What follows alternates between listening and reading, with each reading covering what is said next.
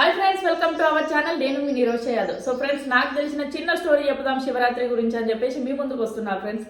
ఏంటి అంటే, దానికన్నా ముందు నా ఛానల్ ఎవరైనా కొత్తగా చూసే వాళ్ళున్నా, సబ్స్క్రైబ్ చేసుకునే వాళ్ళున్నా ప్లీజ్ సబ్స్క్రైబ్ చేసుకోండి ఫ్రెండ్స్, మర్చిపోకండి. సో ఈరోజు స్టోరీలో మెయిన్ ఏంటి అని అంటే, ఆడళ్ళ నోట్ల మాట ఆగదు. సో అది ఆ మాట ఎందుకు వచ్చిందా అని చెప్పేసి నాకు తెలిసిన చిన్న విషయాన్ని మీకు చెప్దామని చెప్పేసి వచ్చేసిన. మొత్తానికైతే శివరాత్రి వస్తుంది. సో అందరికీ శివరాత్రి శుభాకాంక్షలు. శివరాత్రి రోజున శివపార్వతులకు కళ్యాణం అనేది లోకమంతా తెలిసిన మాట. సో కొత్తగా నేను చెప్పేదంటూ ఏం లేదు. ఆ రోజు ఏమవుతుంది అని అంటే, ఆ రోజు నైట్ అంతా జాగారం చేస్తూ ఉంటారు. సో జాగారం చేస్తే కథలు వినడం కానీ, పాటలు పాడుకోవడం కానీ, భజనలు చేయడం కానీ ఇట్లాంటివి మామూలుగా జరిగే విషయాలు. అయితే సో పార్వతీదేవి శివుణ్ణి అడుగుతుందంట, నాకు ఇంతవరకు సృష్టిలో లేని ఒక మంచి స్టోరీ నాకు చెప్పు, ఇక జరగబోయేది అని చెప్పేసి అడుగుతుందంట పార్వతీదేవి శివుణ్ణి.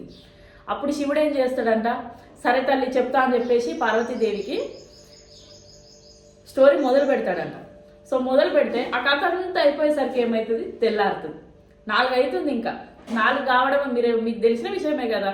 పొద్దుగాల 4 అవుతుంది అని అంటే అయ్యగారులు రావడం, పూజలు చేయడం, దీపాలు